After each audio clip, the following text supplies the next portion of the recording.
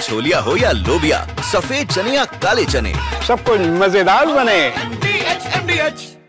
राजीव जेटली प्रवक्ता बीजेपी हमारे साथ जुड़ गए हैं। कांग्रेस से हमारे साथ डॉक्टर निशांत आनंद जुड़े हैं। रशीद किदवई वरिष्ठ पत्रकार, साजिद सुपारीवाला प्रवक्ता शिवसेना यूबीटी और डॉक्टर ओमजी उपाध्याय इतिहासकार थोड़ी सी देर में ही हमारे साथ जुड़ जाएंगे। राजीव जेटली जी, आज पुण्यतिथि है पंडित नेहरू की, और आज के दिन आपने पहलगाम हमले का भी ठीकरा उनके सर पर फोड़ दिया, क्यों?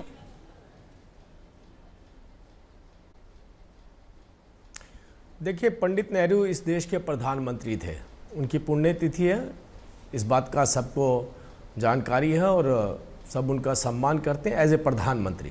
लेकिन अगर उनकी नीतियों की बात करें तो नीतियां तो वो बनाई गई थी जिसका खामियाजा इस देश की जनता को भुगतना पड़ा। इस देश की जनता ने अपने ही देश की भुजाओं को कटते हुए देखा। ये नीतियां इस तरीके की बनाई गई थी कि कम से कम मेरा राज चल सके, इस देश का क्या होगा इसकी मैं जिम्मेदारी नहीं लेता। ये नीतियां तब बनाई जा रही थी जिस वक्त पे महात्मा गांधी जी ने भी जवाहरलाल नेहरू जी का विरोध किया था कि जवाहरलाल नेहरू जी अपने आप को एक आइकॉन बनाना चाहते हैं। और ये मैं नहीं कहता हूँ, ये भी एक किताब में लिखा है, जिस किताब को नेहरू जी की महिमा मंडल के लिए लिखाया गया था, उसी में इस बात को कोट किया गया है कि नेहरू जी अड़ियल रवैया अपनाए हुए थे, उनको केवल अपनी पब्लिसिटी से मतलब और अपने राज से मतलब था।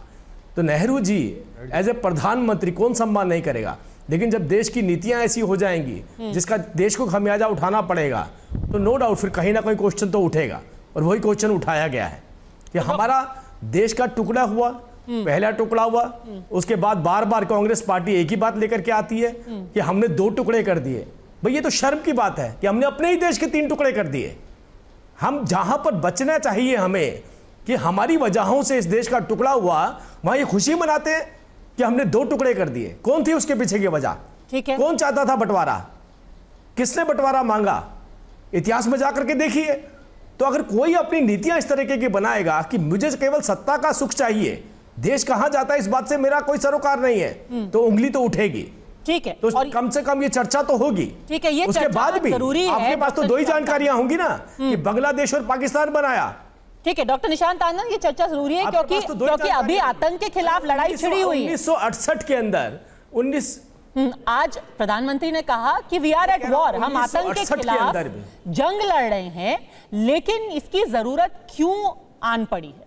क्यों 1947 में 1962 को हिमालयन ब्लंडर कहा गया था, पर क्या इससे बड़ा ब्लंडर 1947 में हुआ था? अगर हम पीओके को, जैसे सरदार पटेल ने कहा था, अगर हमारी सेना वापस ले लेती तो आज उस पीओके में सारे आतंक के अड्डे नहीं पनपते, वहां पर सारे जितने भी आतंक के आका हैं उनको शरण नहीं मिल पाती। तो क्या उसकी जवाबदेही आज 2025 में भी जरूरी है?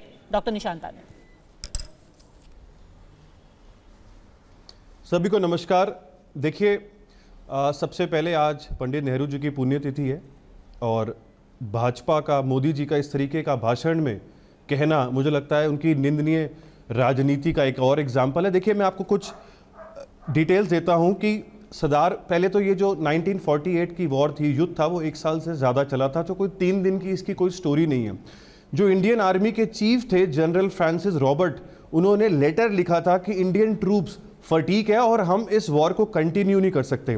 सरदार पटेल ने बलदेव सिंह को 13 सितंबर 1947 में लेटर लिखा था that if he accept Kashmir joined with Pakistan, he wanted to trade Hyderabad and Junabad. Point number 3, 3rd Jan 1948 Calcutta में सरदार पटेल ने भाषण में अपने कहा था that open first, then we have to disguise warfare. It was this reason that we accepted the UN. देखिए, हमें समझना जरूरी है कि पंडित नेहरू जी ने और भारतीय राष्ट्रीय कांग्रेस ने इस देश को वो सब चीजें दी हैं जिससे आज हम गर्व करते हैं, चाहे वो आईआईटी हो, एम्स हो, डीआरडीओ हो, इसरो हो, ग्रीन रेवोल्यूशन हो, व्हाइट रेवोल्यूशन हो, राइट टू एक्ट हो, चाहे इंडो यूएस न्यूक्लियर डील हो।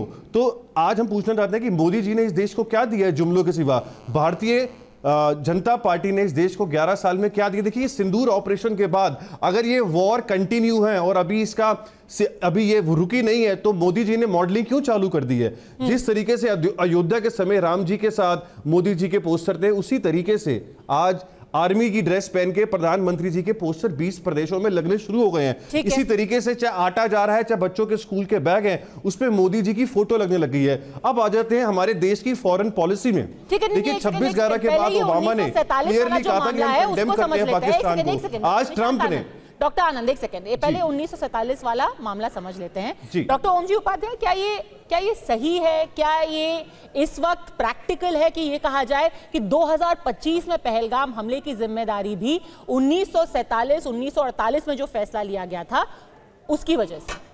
देखिए, इतिहास तो हम याद करते ही हैं और इतिहास का काम भी है कि हमें एक सही मार्ग सुझाए, सही बातें हमें बताए। 1947-48 में जो हुआ वो आज अगर घटना के तौर पे कोई जिक्र करता है तो उसका स्वागत होना ही चाहिए, उसमें कोई ऐसी समस्या नहीं है। उस बात को जानना भी चाहिए हमारी नई पीढ़ी को, हमारे देशवासियों को, कि 47 में हमसे ऐतिहासिक भूलें या ब्लंडर्स क्या क्या हुए थे। देखिए, एक तो देश का विभाजन, आज के आतंक का रूट कॉज हम उसको कह सकते हैं।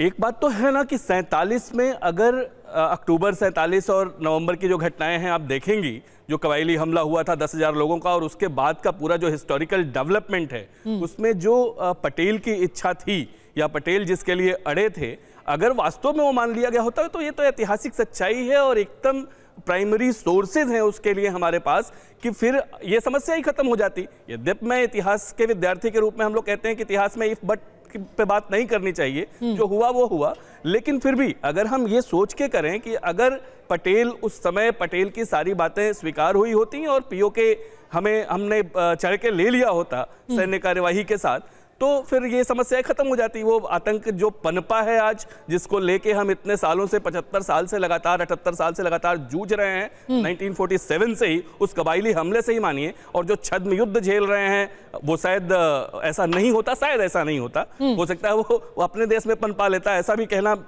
ठीक है, बट बहुत नहीं होता। लेकिन ये ऐतिहासिक सच्चाई है कि उस समय हम पीओके ले सकते थे और इस समस्या को जड़ से खत्म। राशिद किदवई, आप मुस्कुरा रहे हैं क्योंकि ये भी कहा गया है कि उस वक्त कई सारी प्रॉब्लम्स थी जिससे देश उस वक्त जूझ रहा था। आपका हैदराबाद में प्रॉब्लम थी, जूनागढ़ में प्रॉब्लम थी, पर अगर आप हैदराबाद में एक मिलिट्री ऑपरेशन चला सकते थे, ऑपरेशन पोलो वहां कर सकते थे, तो फिर हमारी सेना को यहां पे क्यों रोक लिया गया? जड़ से खत्म हो जाती ना। जिस तरीके से आपने हैदराबाद की जो पूरी प्रॉब्लम थी उसको सॉल्व कर लिया एक झटके में, वैसे ही पीओके की भी पूरी प्रॉब्लम को सॉल्व कर लेते, और वो जबकि 3-4 महीने तक हमारी सेना के कब्जे में वो पूरा इलाका था।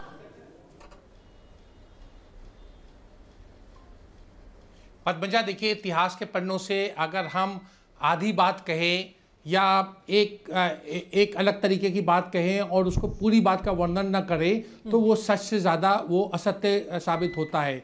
दरअसल जिस घटना का जिक्र प्रधानमंत्री मोदी ने किया, उस बात का जिक्र नहीं किया कि महाराजा हरि सिंह जो थे भारत के विलय के विरोधी थे, जो महाराजा कश्मीर थे, और सरदार पटेल चाहते थे कि महाराजा हरि सिंह जो हैं वो सरेंडर करें और भारत में विलय का निर्णय लें, और इसके लिए पटेल ने भारतीय फौज को, सेना को भेजने में भी डिले कराया, और उसका उनके पीछे उसकी रणनीति थी। तो ये तमाम चीज़ों का उल्लेख जो है प्रधानमंत्री ने नहीं किया और हमारे इतिहासकार भी उसका उल्लेख नहीं कर रहे हैं। और जो वहाँ के उस डिले के टाइम पे जो 48 घंटे जब भारतीय सेना के पहुँचने में जो समय लगा, उस समय जो पाकिस्तान की जो फौज थी, जो कबायली कहते थे, जो 10,000 लोग थे, उनका मुकाबला किसने किया? वो जम्मू कश्मीर के जो शेख अब्दुल्ला थे और उनके जो वॉलंटियर्स थे, उन्होंने भारत को कश्मीर में के साथ जोड़े रखने में बहुत बड़ा उनका योगदान है। अगर प्रधानमंत्री सिलसिलेवार तरीके से तमाम चीज़ों का जिक्र करें तो इस चीज का भी जिक्र करें। पर फिर उन्हीं फोर्सेस को पीछे हटने के भी तो कहा गया कि वो तो चाहते नहीं थे। शेख अब्दुल्ला और नेहरू जी ने फिर उन्हीं फोर्सेस को पीछे हटने के भी तो कहा। देखिए, इसका वही मैं कह रहा हूं कि एक लंबा इतिहास है, उसका आज औचित्य क्या है? क्या पहलगाम के जो दोषी हैं, जिन्होंने दरिंदगी अंजाम दी, उनको हम क्यों नहीं पकड़ पाए? क्यों हम पाकिस्तान पर प्रेशर नहीं बना रहे हैं कि वो आतंकवादी हमें हैंड ओवर करे? नहीं, और ये मूल प्रश्न है जिसका जवाब राजीव जेटली देंगे। ओम जी उपाध्याय आपको एक काउंटर करना चाहते हैं, फिर राजीव जेटली। नहीं, देखिए, एक तो ये कि 20 अक्टूबर से अगर घटनाओं को सही तरीके से समझिए, बस मैं 1 मिनट लूंगा।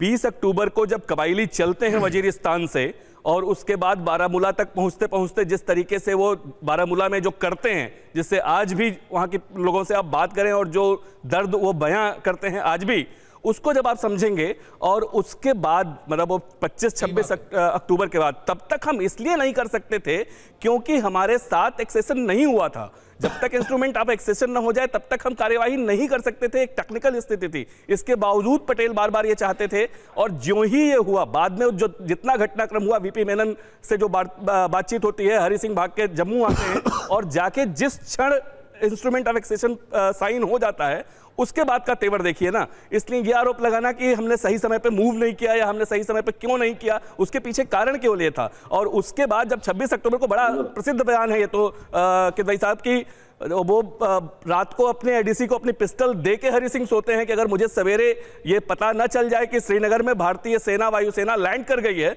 तो मुझे जगाना मत, मुझे गोली मार देना।